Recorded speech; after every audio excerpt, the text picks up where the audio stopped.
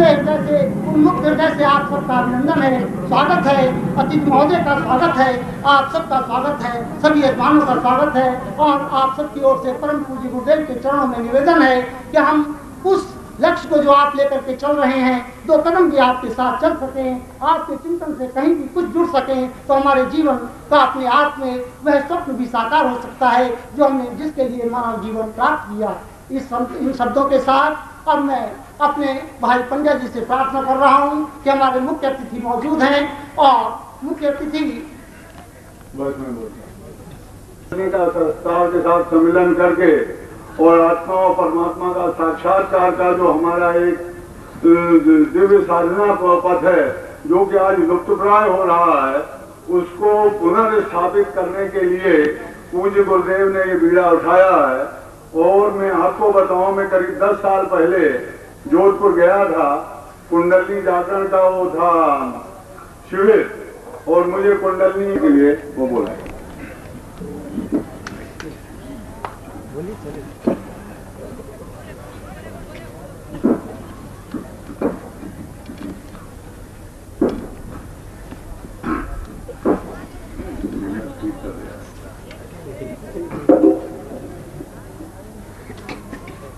स्वामी जी, श्रीमाली जी, श्री पंड्या जी, उपस्थित माता जी, साधक साधिकाओं, भाइयों बहनों और बच्चों,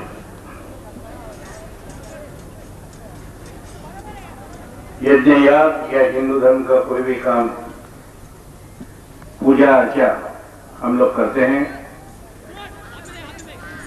तो गणेश जी की प्रार्थना करते हैं।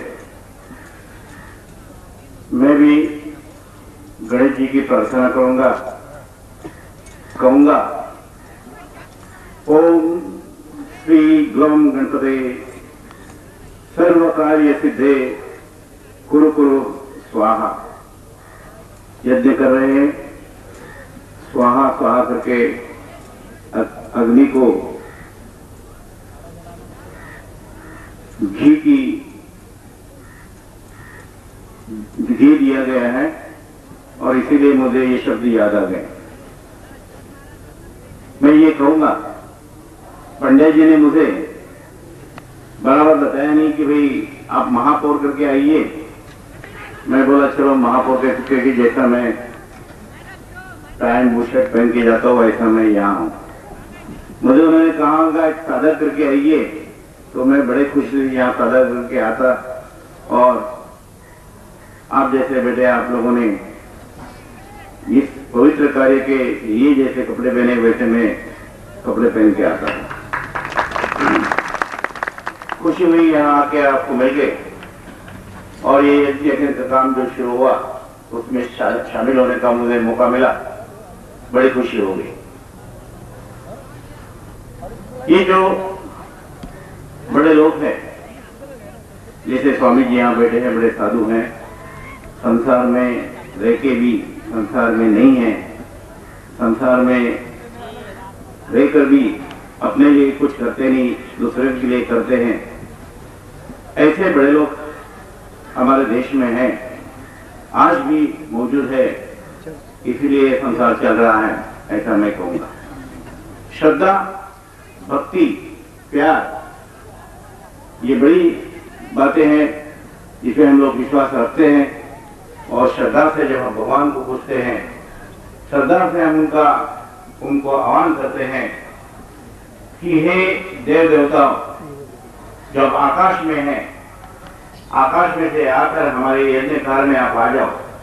हम आपको आह्वान करते हैं कि आप आओ, विराट रूप में मत आओ, आपके छोटे रूप में आओ, और जो हमने यज्ञ किया है उसमें शामिल होके सब लोगों के भलाई के लिए, जनता के भलाई के लिए, पूरे संसार के भलाई के लिए आप आपका आशीर्वाद हमें दो। ऐसा जब हम कहते तो हमें विश्वास है कि वो देव देवता जिनकी हम प्रार्थना करते हैं, जिनकी हम पूजा करते हैं, जिनको हम दिल से चाहते हैं, वो आएंगे हमारे यहाँ और जो कुछ फल फूल,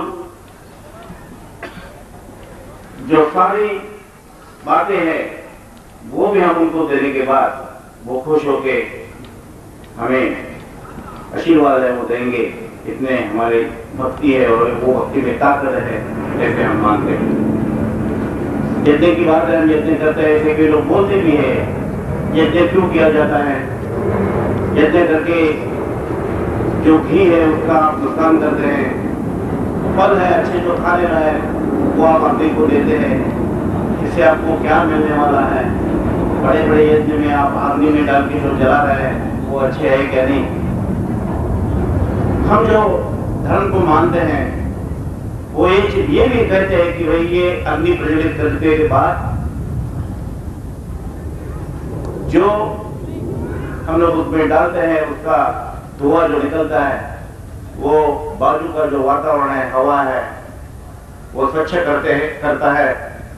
जो हवा स्वच्छ होने से इसका फायदा सब लोगों को होने वाला है, ये भी मानते हैं। टीका करने वाले करते हैं, हमारे धर्म में भी वो टीका करते हैं, लेकिन ये धर्म हमारा जो है खास करके हिंदू धर्म, विश्व धर्म जिसको मानते हैं, वो धर्म की ऐसी कई बातें हैं जो आज भी हमारे धर्म का अभ्यास करने वाले जो पाश्चिमात्य लोग हैं उन्होंने भी मान्य की हुई। सद्गुरुदेव डॉक्टर नारायण दत्त श्रीमाली जी के दुर्लभ वीडियोस, पुस्तक, पत्रिका एवं साधना की निःशुल्क दीक्षा प्राप्त करने के लिए नीचे लिखे हुए नंबर पर वीरल पटेल जी को व्हाट्सएप पे अपना नाम और अपने शहर का नाम लिखकर भेजें। धन्यवाद। हमारा धर्म छोटा है ऐसा कहने वाले हमारे धर्म में भी बहुत निकले हैं, लेकिन उनका संदेश सुनने के लिए आप यहाँ बैठे हैं। एक विषय लेके कोई भी धर्म के बारे में कहने की बात आती तो मैं भी बहुत वक्त ऐसा एक विषय के ऊपर धर्म के बारे में बोल सकता हूँ। आचार्य जैसा उन्होंने बताया, मेरा नाम ही आचार्य है। आचार्य होने से एक मैं हमेशा कहता हूँ कि मैं पुण्यवान आदमी हूँ, इसलिए कि हम लोग कोई ये कौन से जात का है, ये ऊंची जात का है, नीची जात का है, हम जाति मानते नहीं, लेकिन इतना जरूर मानते हैं आचार्य होने की वजह से वेजिटेरियन आदमी हूँ, मेरे लिए ऐसा कुछ पाप हुआ नहीं, मेरे खुद के वजह से, मेरे खाने की वजह से ऐसा कुछ पाप हुआ नहीं मेरे हाथ से। मैं लोगों को हमेशा कहता हूँ। या जाति का, धर्म का ज्यादा आजकल बात कहना ये अच्छा नहीं होता है, ऐसा लोग बोलते हैं, लेकिन धर्म के बारे में तो हम लोग अभी कहते ही, खुला कहते हैं। मैं जितने यहाँ लोग आए हैं उनको खास करके ये कहूंगा कि धर्म के बारे में जब हम बोलते हैं, धर्म के बारे में हम लोग जो कथा कीर्तन या ऐसे साधु संतों के पास जाते हैं उनका उपदेश सुनने के लिए, तो हम हमारे बच्चे हैं, बड़े बच्चे हैं, उनको घर में रखते हैं। मेरा ये कहना है हम सब लोगों को कि हम जब साधु संतों के पास जाते हैं, कथा कीर्तन के लिए जाते हैं या कोई ऐसे धार्मिक कार्य के लिए जाते हैं, तो अपने नौजवान जो बच्चे हैं उनको भी साथ में ले जाना चाहिए। हिंदू धर्म में ये बात चली है कि बूढ़े जो आदमी हैं, ज्यादा उम्र के औरतें हैं, ज्यादा उम्र के आदमी हैं, वो ही भगवान के पास जाते हैं, भगवान के मंदिर में जाते हैं, पूजा करते हैं, कथा कीर्तन सुनने के लिए जाते हैं, और जो बच्चे नौजवान लड़के वो घर में बैठते हैं। ऐसा एक धर्म अपने ये देश में है जिन्होंने उनके धर्म के लोगों ने खास करके तलवार से अपना धर्म ये देश में बढ़ाया। उनके तरफ आप देखेंगे तो आप लोगों को यही मालूम पड़ेगा कि उनके 8 वर्ष के, 9 वर्ष के, 10 वर्ष के बच्चों को उनके धर्मगुरु आते हैं, झोपड़पट्टी में बैठाते हैं, हाथ में छड़ी लेते हैं, काठी लेते हैं और उनकी धर्म को, उनको बच्चों को धर्म की शिक्षा देते हैं। उनको कोई पूछने के लिए जाता नहीं कि भाई धर्म की शिक्षा के लिए बच्चों को क्यों मार रहे हैं, धर्म की शिक्षा आप क्यों दे रहे हैं, आपका धर्म की जो बात है, अच्छी बात है, वो क्यों नहीं लेते, खराब बात है वही क्यों लेते हैं। ऐसा आज भी उनको कोई कहने के लिए जाते नहीं। और हमारा धर्म इतना अच्छा धर्म, अच्छे तत्व उसमें है, किसी धर्म के खिलाफ अपने धर्म में बात की गई नहीं। हमारे ये देश में ऐसा कोई भी हमारा धर्म गुरु आया नहीं जिसने तलवार के ऊपर अपना धर्म बढ़ाया, बल्कि सहिष्णुता हमारे धर्म में जो बताई है। हम लोग पड़ोसी के ऊपर प्यार करते हैं, हम लोग जानवरों की पूजा करते हैं, गाय की पूजा करते हैं, बैल की पूजा करते हैं, सर्प जैसा प्राणी है जो काटता है आदमी को, उसको भी हम लोग पूजा करते हैं। हम झाड़ की पूजा करते हैं, हम पीपल की पूजा करते हैं, वड़ की पूजा करते हैं, हम तुलसी की पूजा करते हैं। इतना अच्छे धर्म के बाद जो हमारा धर्म है, जो दूसरे धर्म में नहीं, फिर भी हम हमारा अच्छा धर्म हमारे नौजवान है, हमारे खास करके बच्चे हैं, उनको सिखाते नहीं। और मैं आज के मौके पे यही कहूंगा कि हम सब धर्म को मानते हैं, हम हमारे धर्म के अच्छे तत्व हमने हासिल करने की हम कोशिश करते हैं।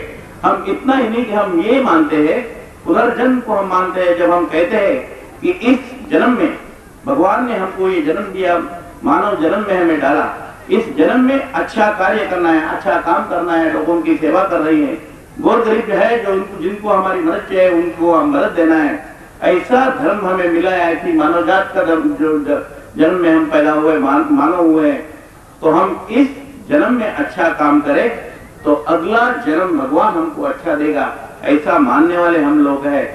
उन लोगों में खास करके ये अच्छे धर्म में जब हम पैदा हुए तो हमारे बच्चों को धर्म की शिक्षा मिलनी चाहिए, ऐसा करना चाहिए। मैं आप लोगों को यही कहूंगा कि मंदिर में जाना है तो आपके साथ में आपका लड़का है, बच्चा है, उनको साथ में ले जाओ। गुरुजी की यहाँ आए तो पहले उनके सामने मत्था टेकने के पहले अपने बच्चों को बोलो कि इनके सामने आओ और मत्था झुको। बड़े को हम मत्था टेकते हैं, बड़े को नमस्कार करते हैं, उसमें हमारा कुछ जाता नहीं, उल्टा पुण्य मिलता है। ऐसे साधु संत कहते हैं, बहुत लोग हमारे गुरुजी हैं, वो बोलते हैं हमें कि आप जब हमारे पाँव को छूते हैं तो आपका पाप हमें लगता है और हमारा पुण्य आपको लगता है। ऐसे हमारे स्वामी जी कहते हैं।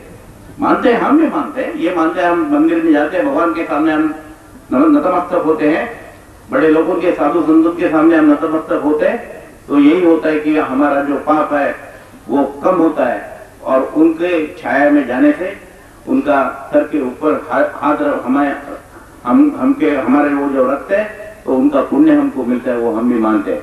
तो मैं आज इतना ही कहूंगा इस मौके पे कि हमारे धर्म में एक बात बहुत बड़ी है, जो हम हमारे छोटे बच्चे हैं उनको धर्म से थोड़ा लंबा रखते हैं और हमको धर्म का काम करते हैं। फिर भी मैं कम बोलने वाला था, फिर भी यहाँ ज्यादा टाइम हुआ। बोले पंडित जी बोले थे आप 20-25 मिनट बोलो, मैं बोला फिर भी मैं ज्यादा बोलूंगा नहीं, उनके शब्द बोले आपको सुनना है। मुझे यहाँ आने का मौका मिला, आप सब लोगों को मिलने का मौका मिला, स्वामी जी को मिलने का मौका मिला, उनके भी 2 शब्द मुझे भी सुनने हैं, उनका आशीर्वाद मुझे भी मिला है। आज का दिन मेरे ये आयुष्य में याद रखने का दिन, याद रहने वाला दिन है। इतना करके मैं आप लोगों की सबकी रजा लेता हूँ। आप लोगों ने विचार सुने और जैसा उन्होंने इच्छा व्यक्त की, अगर मुझे पता होता तो मैं भी साधक बन करके आता, तो अब मैं यही आशा रखूंगा कि वो इस बात को याद रखें और अगली बार जब हमारा बंबई में कार्यक्रम होगा तो हम उनके घर पे जा करके और उनको कहेंगे कि आप साधक बन करके इसमें अवश्य भाग लें। इन शब्दों के साथ हम उनको धन्यवाद देते हैं और उनका आभार मानते हैं।